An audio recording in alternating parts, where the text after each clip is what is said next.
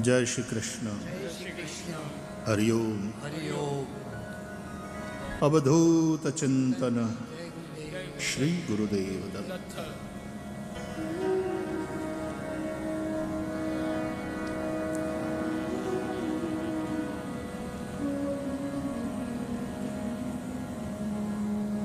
કૃપા નિરંતર વરસે છે.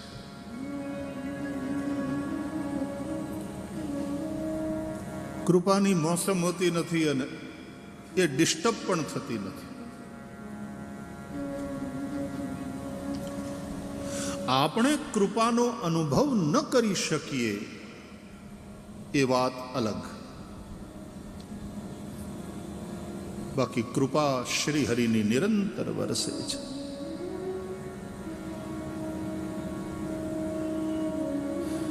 सुबह में सूरज निकलता है, अपने प्रकाश अपनी ऊर्जा से हमें अनुग्रहित करता है. ये ईश्वर की कृपा है.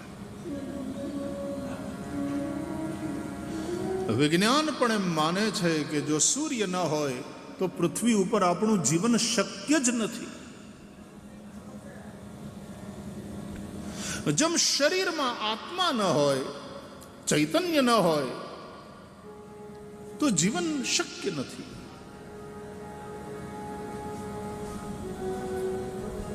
આ શરીર જીવતું ન કહેવાય જો આ શરીરમાં જીવાત્મા ન હોય. એમ સૃષ્ટિની અંદર જો સૂર્ય ન હોય તો સૃષ્ટિનું જીવન શક્ય નથી.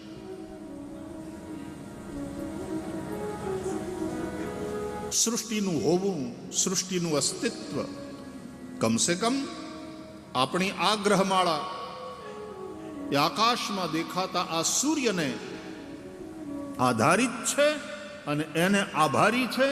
એટલા માટે આપણા શાસ્ત્રોમાં સૂર્યને વિશ્વનો આત્મા કહે છે.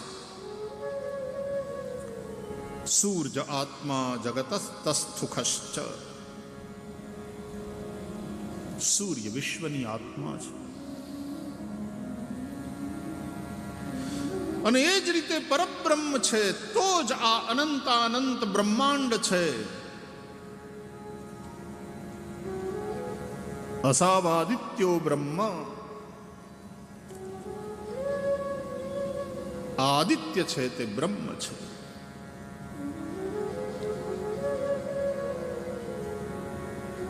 પરબ્રહ્મ પરમાત્મા અનંતાનંત બ્રહ્માંડોનું અભિન્ન નિમિત્તોપાદાન કારણ છે.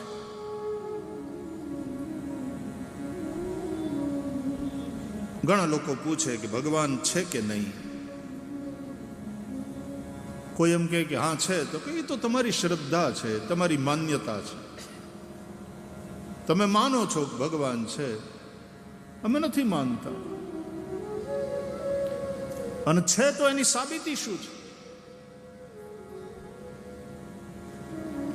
આપણા હોવાની સાબિતી મગાઈ. હું છું આ વાતનો અનુભવ બધાને છે.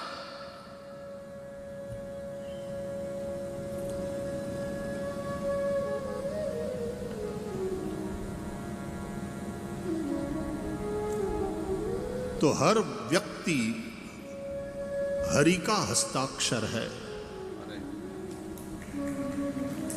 આપણે છીએ એ જ સાબિતી છે કે એ પરમ સત્તા એ ઈશ્વર છે. આ શરીર છે, આ શરીરમાં ચેતના છે, એને વ્યષ્ટિ ચેતના કહેવાય. કારણ કે આ વ્યષ્ટિ વ્યક્તિની અંદર રહેલી ચેતના છે.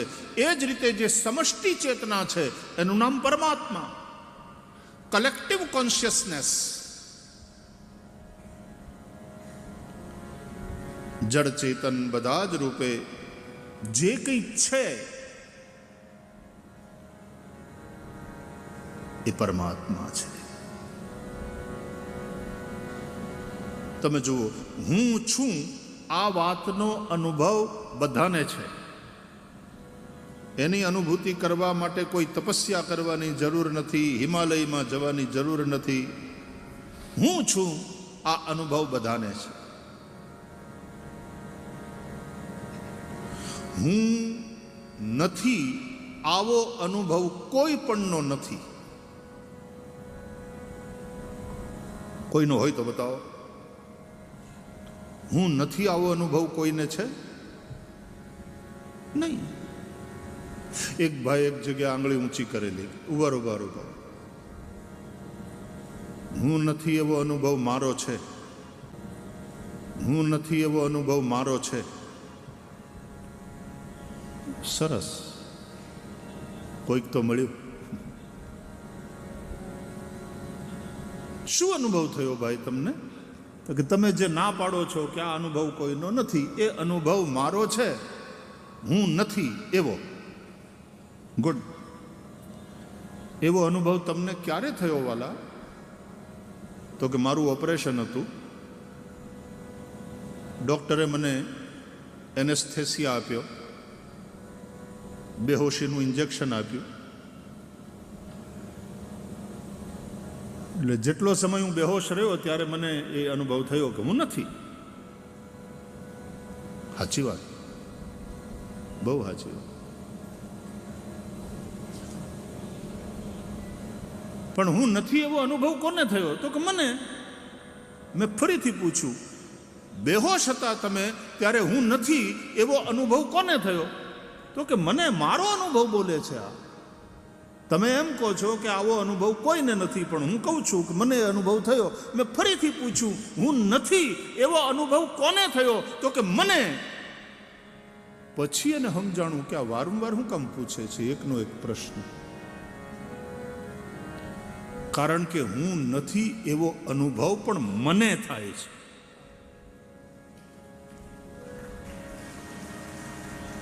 જો તમે જ નથી તો તમને આ અનુભવ ક્યાંથી થયો? એ વખતે પણ તમે હતા, બસ બેહોશ હતા.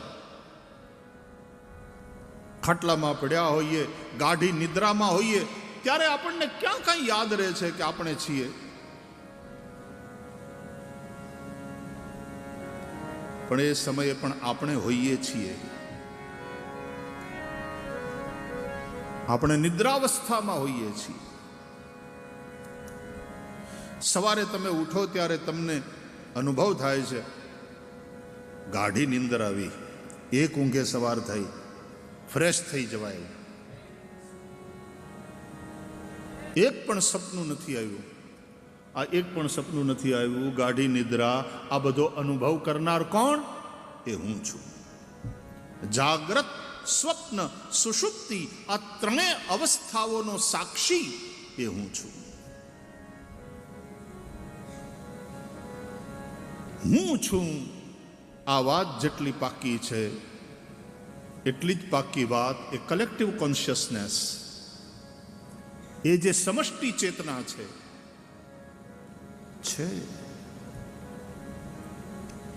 તુલસીદાસજી કહે છે, જડ ચેતન જગ જીવ જત સકલ રામમય જાની.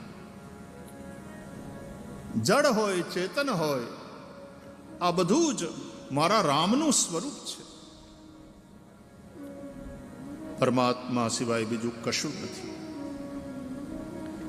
દુનિયામાં ઘણા બધા ધર્મો અત્યારે ચાલે છે, પણ સનાતન હિન્દુ ધર્મ જેટલો શ્રેષ્ઠ દુનિયામાં બીજો કોઈ નથી. કારણ કે સનાતન વૈદિક હિન્દુ ધર્મ પાસે જે ફિલોસોફી છે એટલી પરફેક્ટ છે. જુઓ, પર્વત પાસે ઊંચાઈ હોય તો ઊંડાણ ન હોય, દરિયા પાસે ઊંડાણ હોય તો ઊંચાઈ ન હોય. પણ સનાતન હિન્દુ ધર્મ એવો છે કે એની પાસે ઊંચાઈ પણ છે અને એની પાસે ઊંડાણ પણ છે. આચરણની ઊંચાઈ. કેવા કેવા ચરિત્રો થયા. શ્રી રામ, શ્રી કૃષ્ણ. ચરિત્રોની ઊંચાઈ, આચરણની ઊંચાઈ. હરિશ્ચંદ્રની કથા આપણે સાંભળી છે. ભાગવતમાં ભગવાનના અવતારો અને ભગવાનના ભક્તો વૈષ્ણવો એના ચરિત્રો છે. ભગવત ચરિત્ર અને ભગવદીયોના ચરિત્ર, આ ચરિત્રની જે ઊંચાઈ છે શ્રી રામનો ત્યાગ જુઓ. ત્યક્ત્વા સુદુસ્ત્યજ સુરેપ્સિત રાજ્ય લક્ષ્મીમ. દેવતાઓ પણ જેને જોઈને લલચાય એવી રાજ્યલક્ષ્મીનો ચપટી વગાડતામાં ત્યાગ કરીને ભગવાન રામ વનમાં જતા રહ્યા. બાકી તો કળજુગમાં છોકરાઓ આવું થાય ને તો કોર્ટમાં જઈને સ્ટે લઈ આવે કે નક્કી થઈ ગયું તું મારું રાજ તિલક કરવાનું, પછી ઓવરનાઇટ ડિસિઝન ચેન્જ થઈ જાય, ના ચાલે. અમારી પાસે પાકી ખબર છે કે પેલી મંથરાએ કઈ માતાને ચડાવ્યા છે. આ મારી વિરુદ્ધ રચાયેલું ષડયંત્ર છે. કોર્ટમાં સીધો સ્ટે લઈ આવે. આ તો શ્રી રામનું ચરિત્ર છે. આ તો શ્રી રામનું ચરિત્ર છે.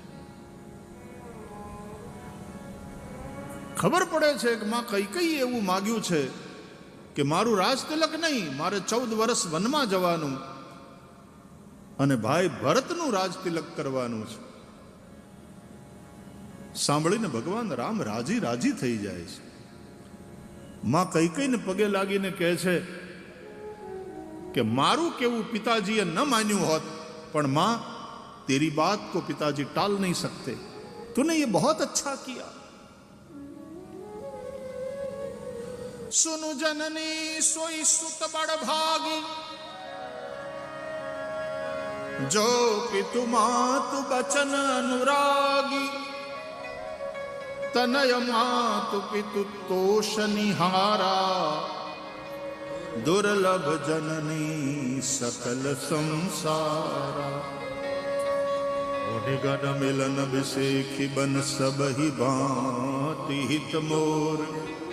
तेहि मह पितु आयसु बहुरी सम्मत जननी तोर. रामजी मां कईने કહે છે,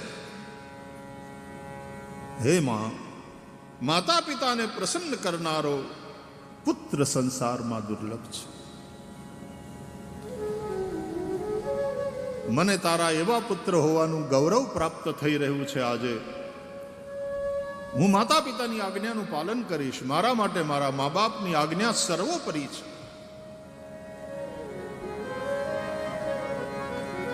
અહીંયા બાપને મારીને સત્તા છીનવી લેનારા એવા શાસકો થયા, ભાઈને મારીને ભાઈઓએ સત્તા છીનવી લીધી એવા શાસકો થયા. ઇતિહાસ ગવાહ હૈ. ત્યારે શ્રી રામના ચરિત્રની ઊંચાઈ જુઓ. મારો ભાઈ ભરત રાજા થશે એનો મને આનંદ છે. ભરત પ્રાણ પ્રિય પાવહી રાજુ. અને માં તે મારા માટે જે વનવાસની વાત કરી એમાં તો મારું હિત છે, મારું કલ્યાણ છે. મારા કેટલા બધા ફાયદા ગણાવવા માંડ્યા રામ. मुनिगन मिलन विषेखी बन सबहि भांति हित मोर. तेहि मह पितु आयसु बहुरी सम्मत जननी तोर.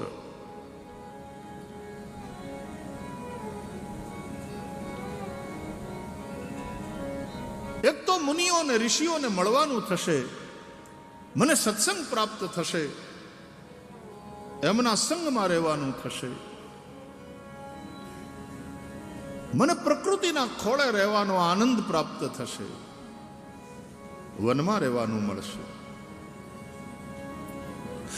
તુલસીદાસજી એ જગ્યાએ કહે છે કે રામનું મન એ હાથીનું બચ્ચું મદનિયું છે. નવ ગયંદ રઘુબીર મન રાજ અલાન સમાન. શ્રી રામનું મન હાથીના મદનિયા જેવું છે. અને રાજ તિલકની વાત, રાજા બનવાની વાત, એ તો અલાન સમાન. એ મદનિયાના પગમાં પડેલી હાકળ જેવી હતી. હાથીને તો લગામ ના હોય, એને કાંઈ ગળામાં આમ દોરડા બાંધી